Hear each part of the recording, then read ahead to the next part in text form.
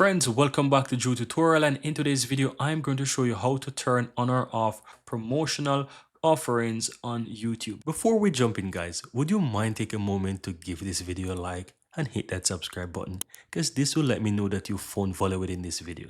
And on top of that, the biggest benefit is that you'll never miss out when I release future videos just like this one. Now let's continue.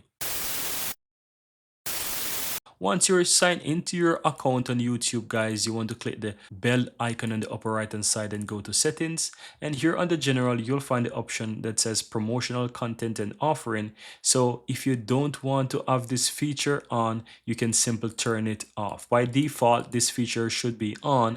So if you don't want to receive those offers, you can turn this feature off to ensure that it's turned off. But that's basically it. Very easy and very simple. Here you have it guys. I really hope you found value within this video, and if you do, don't forget to take a moment to give this video a like and hit that subscribe button so that you'll never miss out when I release future videos just like this one. Thank you guys for watching, and see you next time.